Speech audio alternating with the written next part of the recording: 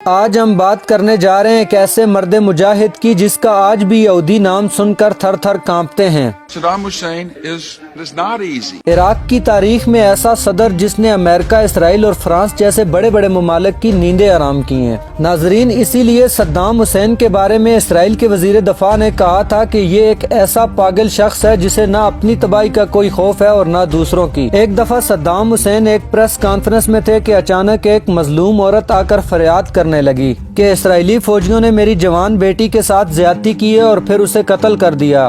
آپ لوگ ادھر مزے سے شانہ زندگی گزار رہے ہو، ادھر اسرائیلی فوجی مسلمانوں کی بیٹیوں کے ساتھ سرعام زیادتی کر رہے ہیں۔ ہمارے نوجوان بیٹوں کو سڑکوں پر گھسیٹ کر سرعام قتل کیا جا رہا ہے۔ کیا آپ کو مسلمان بیٹیوں کی چیخ و پکار سنائی نہیں دیتی؟ ناظرین، اس عورت کی فریاد سن کر صدام حسین کی آنکھوں میں آنسو آ گئے۔ اس مرد مجاہد نے ادھر ہی پریس کانفرنس میں کہا کہ کل کا جو سورج نکلے گا انشاءاللہ اسرائیل کے لیے تباہی کا دن ہوگا۔ میں وعدہ کرتا ہوں کہ میں اسرائیل کو جلا کر رکھ دوں گا۔ صدام حسین نے اگلے ہی 2 گھنٹوں کے اندر فوجی قیادت کی میٹنگ بلائی اور اسرائیل پر حملہ کرنے کا حکم جاری کر دیا۔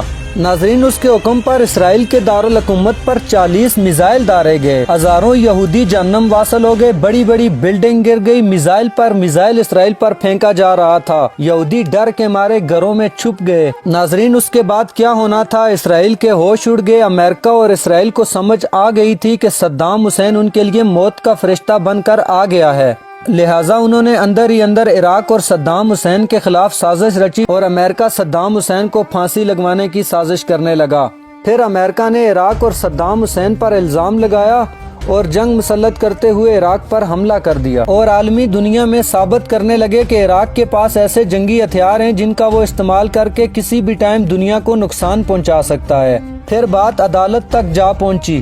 جج نے جب صحیح فیصلہ دینا چاہا تو اس کو بھی برطرف کر دیا اور امریکہ نے اپنا پٹھو جج کے طور پر پیش کر دیا جو امریکہ کے ٹکڑوں پر پلنے والا کتا تھا۔ ناظرین، صدام حسین کو پھانسی کی سزا سنا دی گئی، لیکن اس کے باوجود بھی اس کے چہرے پر کوئی خوف نظر نہ آیا اور ہنستے ہوئے اس نے سزا قبول کر لی۔ صدام حسین کو عراق کے شہر بغداد میں پھانسی کی سزا سنائی گئی اور صبح 5 بجے کے ٹائم اس مرد مجاہد کو تختہ ادار پر لٹکا دیا گیا۔